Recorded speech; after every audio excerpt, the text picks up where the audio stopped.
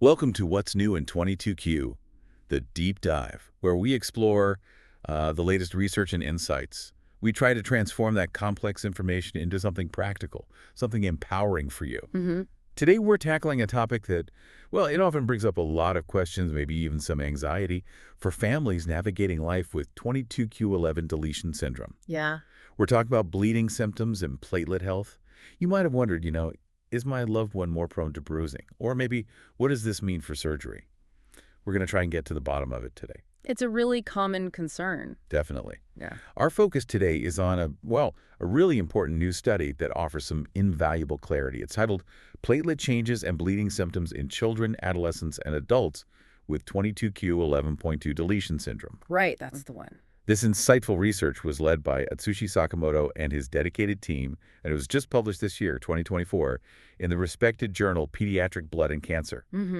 Very well. So our mission with this deep dive is really to break down these findings, so you feel more informed, more prepared, and hopefully maybe a bit more reassured about what this all means for you and your family. And what's truly fascinating here, what makes this study so crucial, is that the 22q11.2 deletion, it involves a specific gene that's like a blueprint for how our platelets work. Okay. Platelets, those tiny cells in your blood, vital for stopping bleeding. Well, this particular gene, it's called GP1BB. GP1BB, right? Yeah, it's responsible for creating a special kind of docking station or like glue on the surface of your platelets. Ah, okay. Like a sticky spot. Exactly. It helps them stick together and seal up any cuts or injuries. And because this gene is affected in 22q11.2 deletion syndrome, there have been these, long-standing questions about how blood clotting might be different. Right. And whether that actually translates into a higher risk of bleeding. This study, it gives us some really definitive answers, which is great. That's a great setup. Yeah. So to really understand these findings, maybe let's first get into how this research was done. Like, who did they look at? What was their approach? Yeah, good question. So the researchers took a careful prospective approach. That means they followed a group of individuals with 22q11.2 deletion syndrome over time, gathering really detailed information. Okay, prospectively. Got it. Specifically, they looked at 32 individuals, and they spanned quite an age range from young children, ages 2 to 8, all the way up through adolescents and young adults, ages 10 to 29. Wow, that's a good spread. It is. They collected data between 2022 and 2023. And the big questions they were trying to answer were, do platelet counts and bleeding symptoms actually change with age in this group? And importantly, how do they compare to people without the syndrome? This really paints an important picture across different life stages, giving us a much more complete understanding, Yeah, that sounds incredibly thorough. Okay, now let's get into the heart of it, the findings. When we talk about platelets, I think most of us just think about their numbers, like how many are there? Right. So what did this study reveal about platelet counts? That's an excellent starting point because, platelet numbers are crucial. You can think of platelets as like little construction workers in your blood. Okay, I like that analogy. Yeah, their main job is to rush to any site of injury, say a small cut, and quickly form a patch or clot, right, to stop the bleeding. Makes sense. So the more construction workers you have, maybe the faster and stronger that patch can be. Right. Now, this study found that for most individuals with 22q11.2 deletion syndrome, their platelet counts were generally within what's considered the normal range. Oh, okay. That's good news right off the bat. It is. That's reassuring. However, they did observe a very clear and, interesting trend. Platelet numbers tended to be lower in adolescents and adults compared to the younger children. Oh. And they seemed to gradually decrease with increasing age. So, for instance, the average count for children was higher, maybe around 239, whereas for adolescents and adults, it was closer to 163. But, and this is important, only a small number of the older participants had counts low enough to be technically called thrombocytopenia. Okay, and that just means low platelets, right? Exactly. Thrombocytopenia, just the medical term for a lower than normal count. So while there's this downward trend with age, it wasn't typically dipping into, dangerously low levels for most people. Got it. So fewer construction workers maybe as they get older, but still generally enough, you're saying, to get the job done day to day. That seems to be the picture, yeah. Did this study look at anything else about these platelets besides just the numbers? Like, what about the quality of those workers? Absolutely. It's not just about how many you have, but also how well they function. And this is where it gets even more interesting, actually. Okay. The researchers found that the platelets in individuals with 22q11.2 deletion syndrome were often a bit larger than typical. Larger platelets. Huh. Yeah, imagine if some of your construction workers were just, a bit bigger and bulkier. Okay. And what's more, especially in the older patients, there was pretty clear evidence that their bodies were actually working harder to make new platelets. Oh, really? How do they know that? Well, it was indicated by something called a higher immature platelet fraction, or IPF. IPF. Okay. Yeah, think of right. IPF like a measure of brand new, young platelets just coming off the production line. A higher IPF suggests the body's kind of ramping up production. Right. Trying to compensate for those slightly lower overall numbers and maybe also for some differences in how those platelets are working. It's actually a remarkable adaptive response. Wow. That's fascinating. So the body is smart. It's trying to make up for it. Right. You also mentioned earlier that the deletion affects a gene for that special glue on the platelets. Yes, exactly. What did the study find about that glue? How did that affect things? Yes, that glue, technically it's a protein called GPIb. It's absolutely vital. It's like the sticky surface on our construction workers. Right, the sticky part. That helps them bind to injured blood vessels and also to each other to form a solid plug. And this study revealed a really significant finding. Individuals with 22q11.2 deletion syndrome had substantially lower levels of this GPIb glue on their platelets compared to healthy individuals. Substantially lower. Yeah. For both the children and the adolescents adults with the syndrome, GPIb expression was down around 66–70% compared to, say, 97% in healthy controls. Okay, and did that change with age, like the platelet numbers? No, interestingly, that lower level of glue was consistent across all the age groups they looked at. It didn't really change much as they got older. Okay, so let me recap. We have a situation where platelet numbers might trend a bit lower with age, and there's consistently less of that critical GPIb glue. Now, for any parent or individual hearing this, your mind might immediately jump to concerns about, increased bleeding. Understandably, yes. So here's where it gets really crucial. Despite these measurable differences, what did the study actually discover about real-world bleeding symptoms?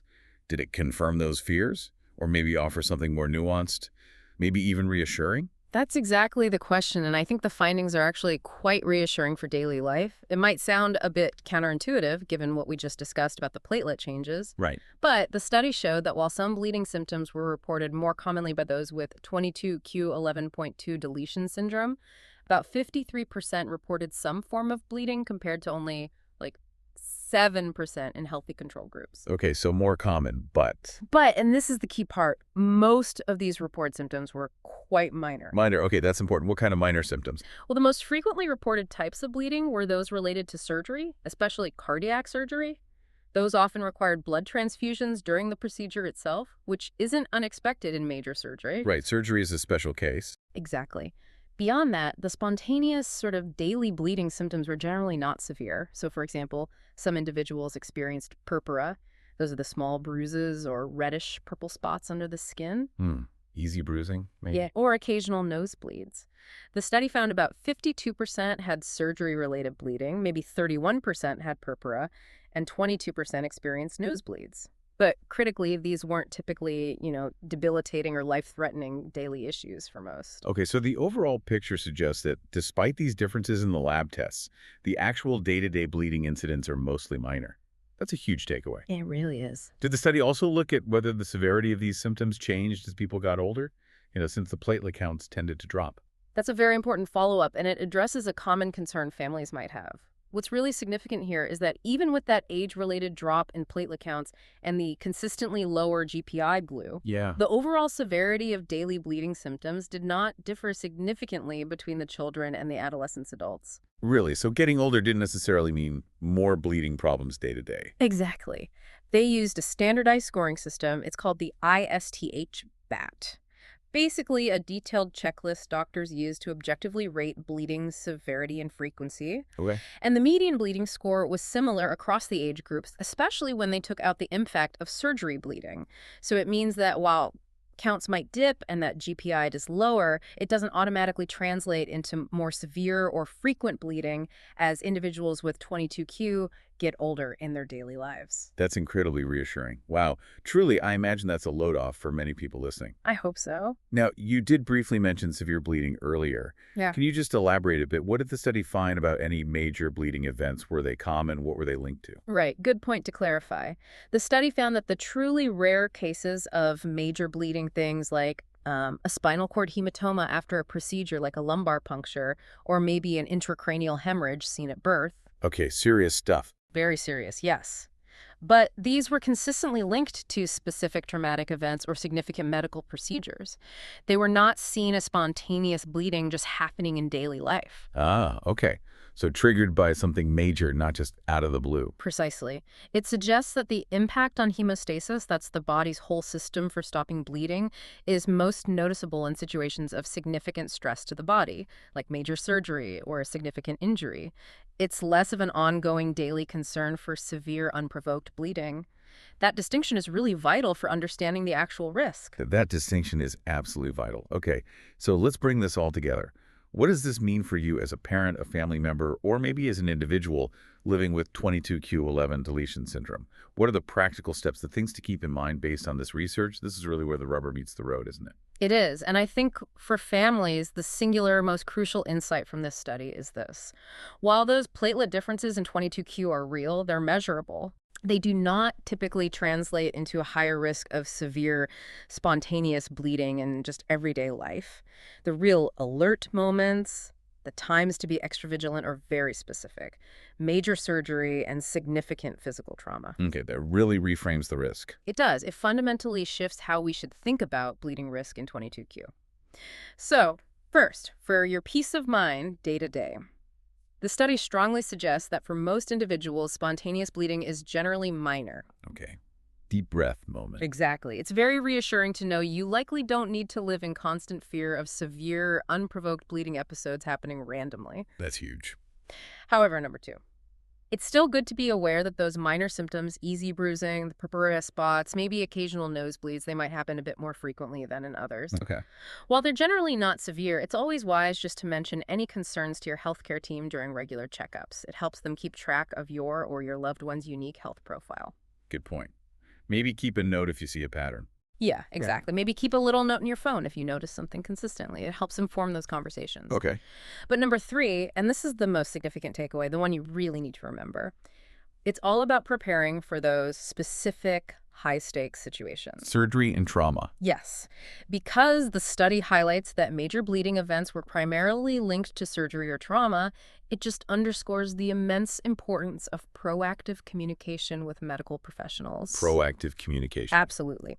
If an individual with 22q11.2 deletion syndrome needs surgery, especially something like cardiac surgery, which the study specifically pointed to, or, in the unfortunate event of a significant injury needing medical attention, it is absolutely essential to make sure the entire medical team knows. Surgeons, anesthesiologists, nurses, ER staff, they all need to be fully and clearly aware of the 22q11.2 deletion diagnosis and the potential for increased bleeding risk specifically in these circumstances. That's incredibly important practical advice. Can you give us maybe some practical examples, like what should a parent actually say or ask for in that situation? Excellent question. It means being a strong advocate. So for planned surgeries, during those pre-op appointments, don't just mention the diagnosis offhand. Right. Specifically say something like, my child has 22q11.2 deletion syndrome, and recent research, like the Sakamoto study, indicates a potential for increased bleeding risk during surgery due to platelet differences. What precautions will you be taking? Okay, be direct. Be direct. Ask. Do you plan to have blood products, like platelets, readily available if needed? Will you be monitoring clotting factors closely during and after? You could even consider bringing a brief one-page summary about 22q and these specific findings. That's a great idea. And for an emergency, like an ER visit after an injury, clearly state the diagnosis right away. Explain that there's a known specific increased bleeding risk during trauma or procedures because of the 22q deletion. Get it on their radar immediately. Exactly. This allows the team to take the necessary precautions right from the start, have blood products ready, monitor closely. It helps them tailor their approach to that individual's specific needs. Hot.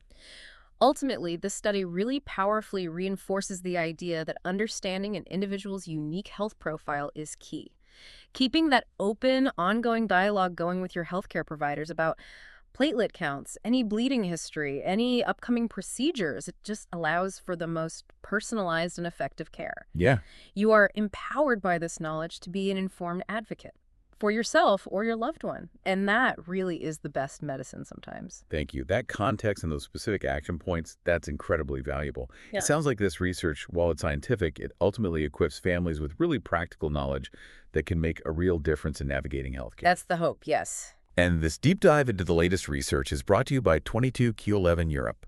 That's the European Association supporting families living with 22q11 deletion syndrome. We are dedicated to bringing you the most current research and practical insights to help you navigate life with 22q11 deletion syndrome with confidence. We truly hope this deep dive has given you valuable insights into platelet changes and bleeding symptoms in 22q11.2 deletion syndrome. Hopefully offering both, significant reassurance for daily life, but also those clear, practical steps for managing care in those specific high-risk situations. Yeah. Knowing that the main challenge isn't typically daily spontaneous bleeding, but rather those specific events like surgery or major trauma, it really allows you to focus your attention and your preparation where it truly matters most. Well said.